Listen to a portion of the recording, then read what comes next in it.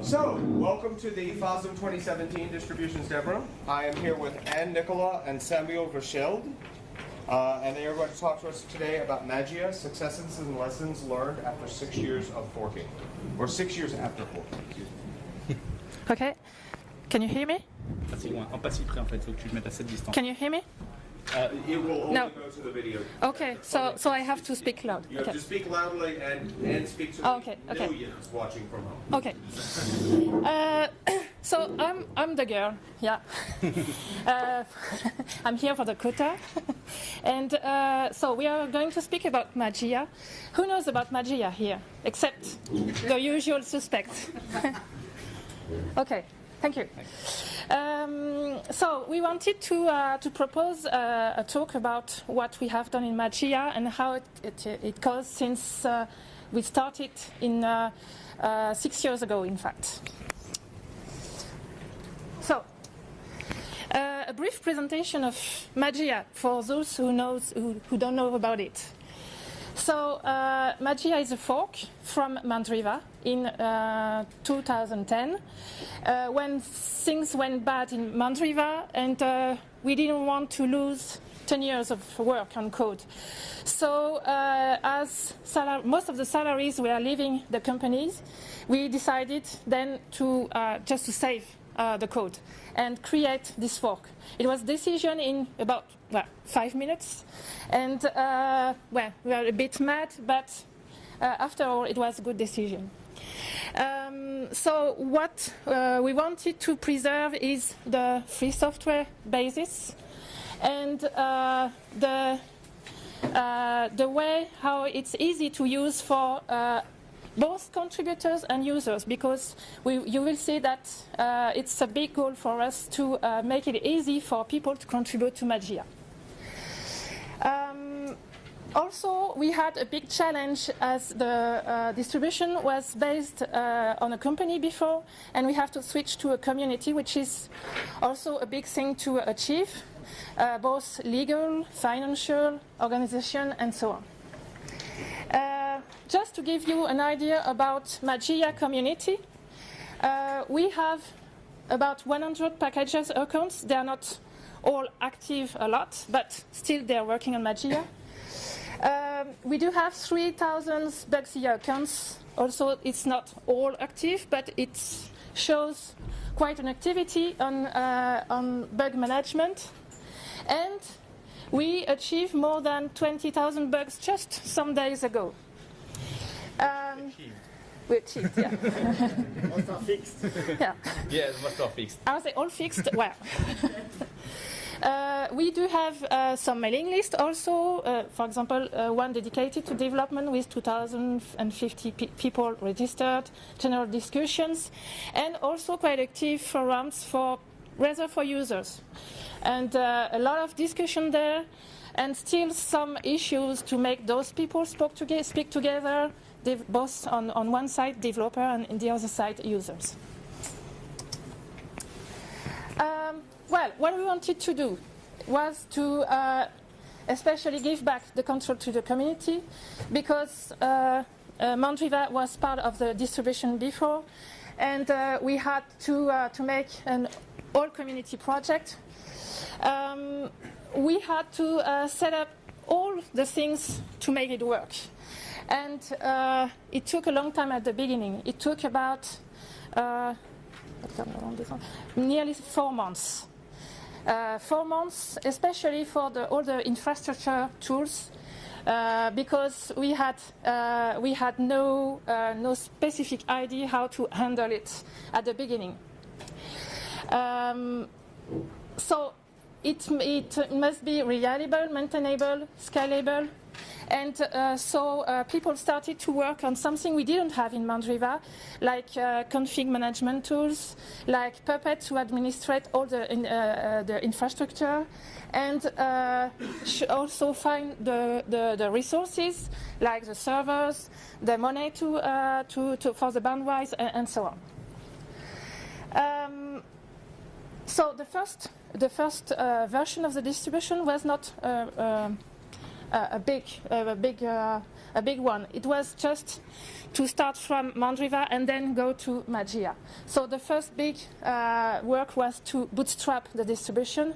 I don't know if you know about it. We have a blog post about it. It's just to rebuild all the distribution from the very basis, so that we have all from Mageia, and we are sure that we have everything we need as packages and codes to rebuild the distribution.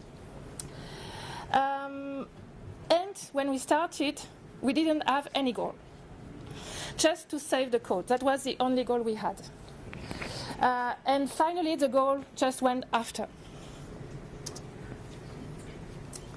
So this is how we are organized. We wanted to something clear and easy to understand for a newcomer. So this is the team we communicate. So we have, in fact, two big structures. You have the Mageia Council and the board. The board is reserved for all the legal aspect for the Mageia Association. It's based in France. And really, nearly nothing happened in the board, because it's just to manage this legal aspect. Everything happened in the Mageia Community Council. This is a place where all the teams in the distribution have some representants, and we have discussion between the teams, between packagers, documentation, communication, and so on. And we try to find solution there. We have regular meetings. During release, we do have one meeting per week on IRC. Otherwise, it's every 2 or 3 weeks. For now, for 6 years, we had to report some problems maybe 1 or twice to the board only. So this is working quite well for now. And all the teams then have specific goals. So as I said, packagers, documentation, development, security, and so on, and they are all organized as they want. They are quite autonomous. We try not to be too heavy and just ask them to report to the council so that we can have a global view of what is happening in the distribution. So people, for now, as you will see, we try to lower the barrier to entry those teams so that everybody can contribute in Mageia. So, yeah, auto-congratulation slide. We are happy for now because if you follow a bit Mageia, we have now 5 releases out. So this is quite nice because fork is always a big question. Is it going to work? Is it going to in the time? And well, we have 5 distribution out. The 6th is on the way. It's taking time, but it's going. And we do have now a real community of users and contributors. That was the big fact. Are we going to keep our contributors? And it's working at the moment. What we are proud of is we didn't have nasty issues on these 5 releases. Means no big headline with "Hi, Mageia broke everything" and so on. So upgrade is going smoothly, and new versions are going smoothly also. Well, the only thing which has changed at the beginning, we wanted to communicate on planning. The next version is planned for this date and things like that. And we are taking I could say, the Debian way of releasing. That's a big one. We release when it's ready because of the constraint of the community. Everybody is not available at the same time. We had to make some choice and decide to just to lower the headlines. Deadlines. Oh, your turn.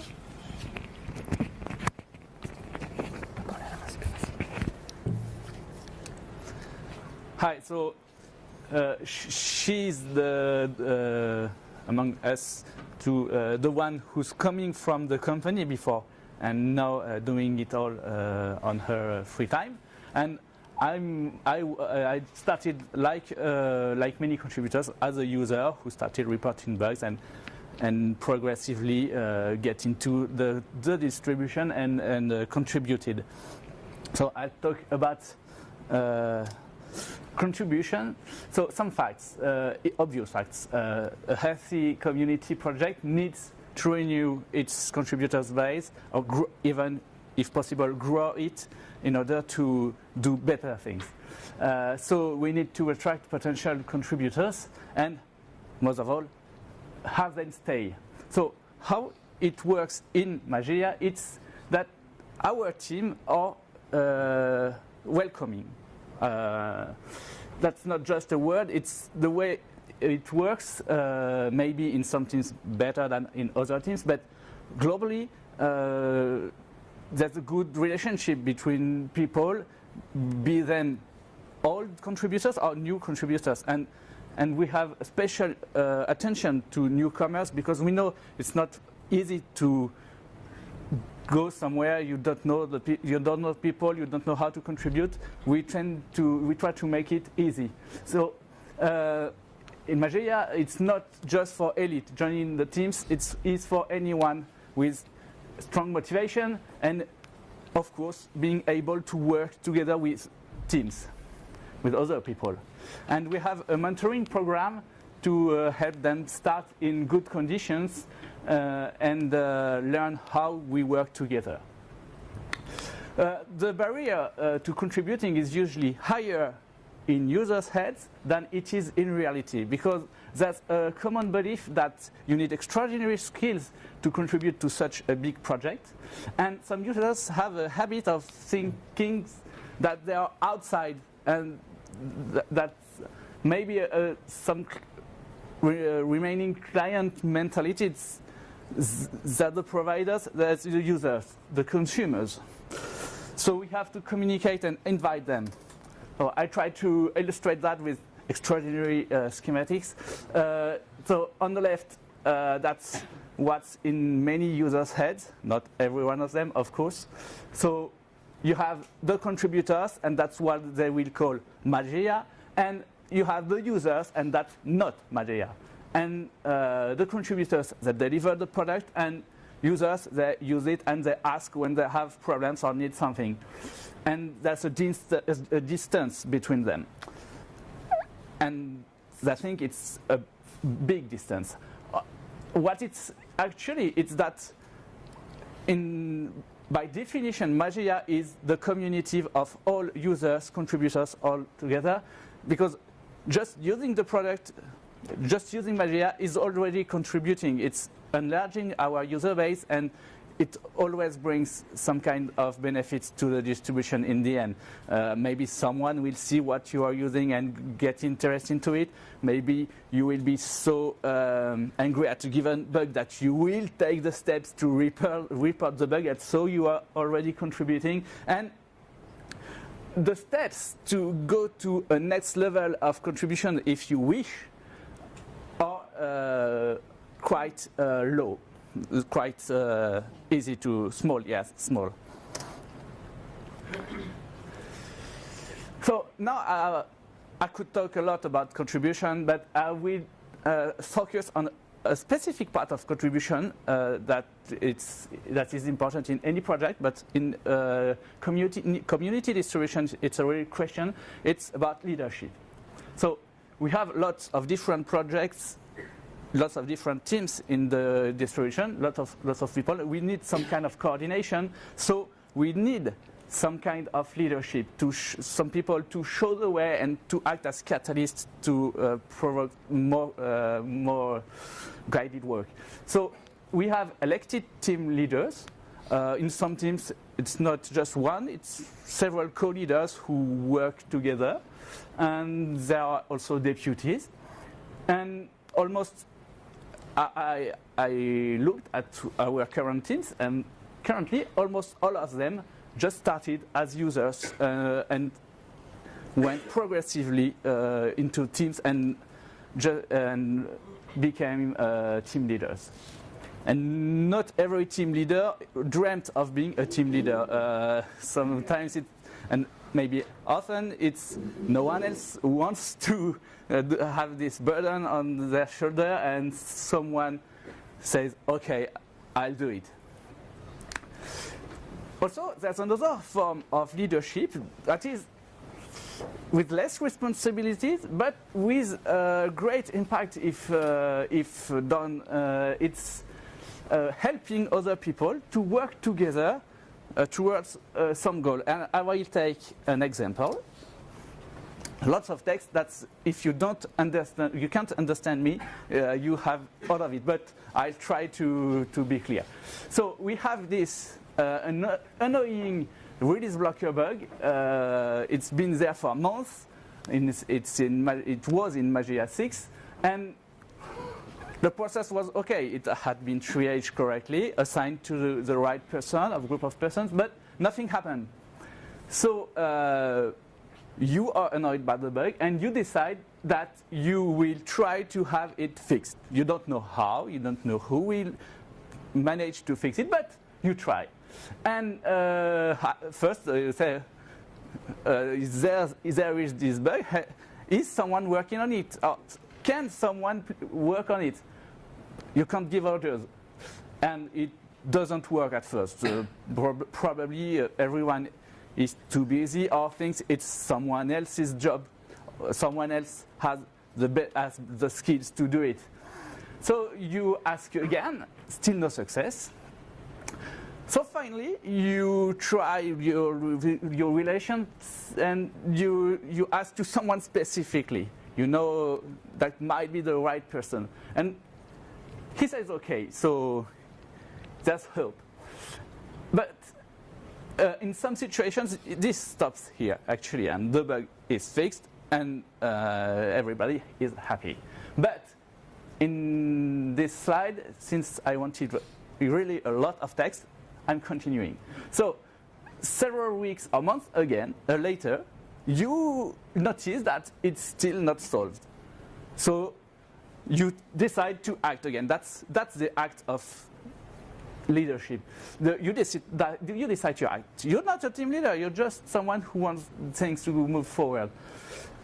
So you ask about the status, but the first volunteer finally won't be able to make it in time, or maybe won't answer at all.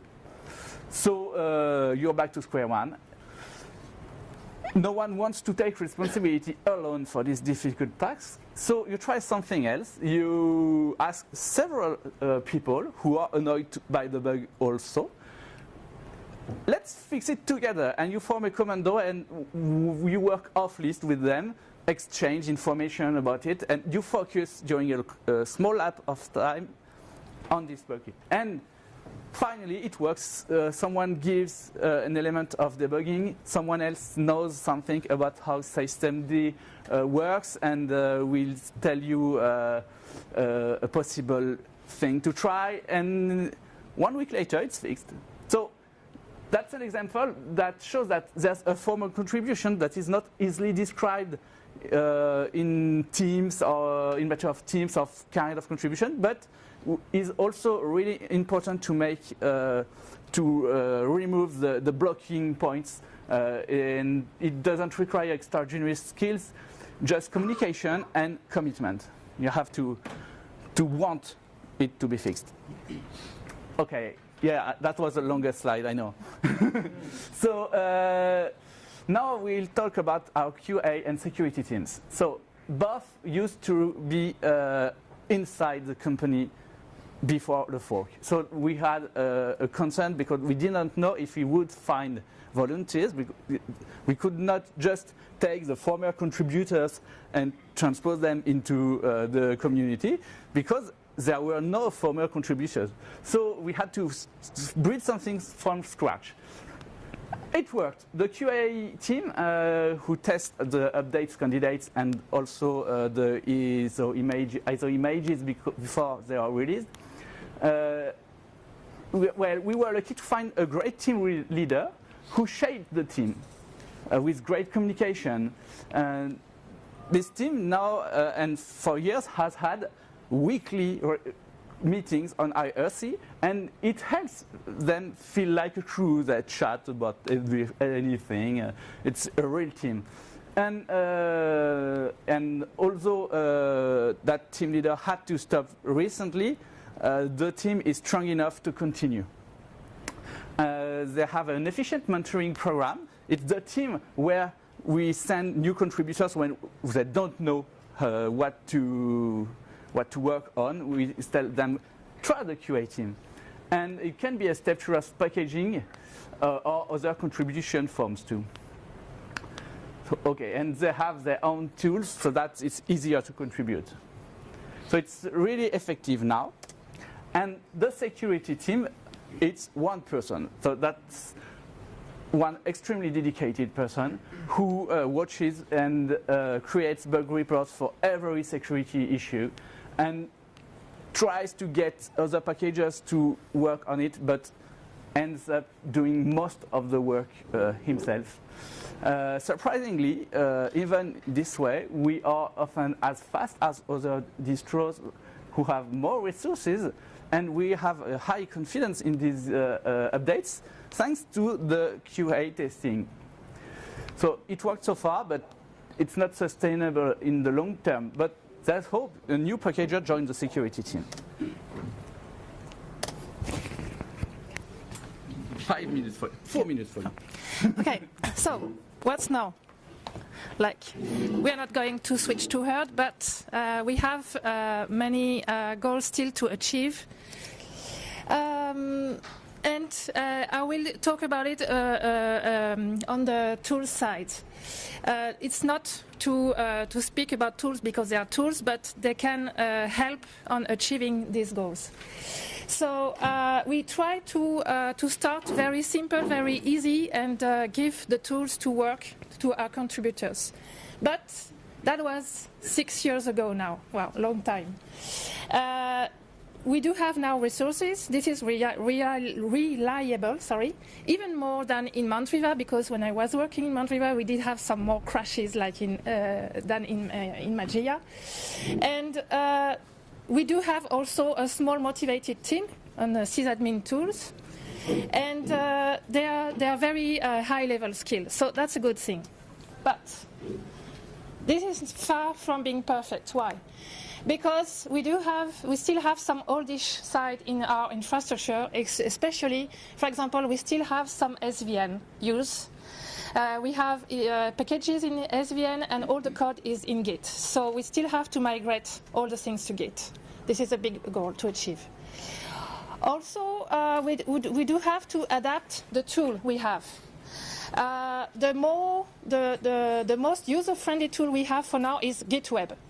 Well, that's not too bad, but we do have to think about adding new tools like like GitLab, for example, to help people contributing. Also, we have a big bottleneck in sysadmin team, because for now, either you have all the rights on all the infrastructure, or you have no rights. There is no granular right. So it's hard to integrate the team because you need to trust them a lot, because you are just giving the root password, in fact. So that's a big evolution to make. And also, we do have also a point with the patches management tool. For now, if you want to contribute and just send a patch to start with, you have to use either the mailing list or on IRC, and the best is Mageia. But it must be lost because it's a huge thing each time. So we do have also to find a way to help people to bring some patches as a first contribution. So what we have as a goal is using nowadays tools. And as I talk, we are thinking about introducing GitLab just to reinforce our workflow and help people like with review tools, for example, patch review tools inside. and give some more easier access to the code and to the packages. This is a big thing to do. Also, we do have a lot of tools, upstream tools for Mageia, like building the ISOs, all the DragX tools, and so on. And we do need to give some visibility to this project. So GitLab will be a way to help us to advertise and take some more contributor on it. And finally, yes, we have to also help people to rethink the workflow. We use Git, but we use it as SVN. So no branches, so it's hard to collaborate because everything basically is in master. So if you want to contribute, you have to you have to create branches which are not used for now. So it's very hard to manage. So at least, well, if you want to speak with us, just we need some feedback. We have some questions here which are still handling. We have some question about packagers organization. Maybe there are some distribution guys here in the room. How to get people interested in bug fixing, that's the big question. And how to get some contribution in non-technical areas, that is also a big point for Mageia. Thanks.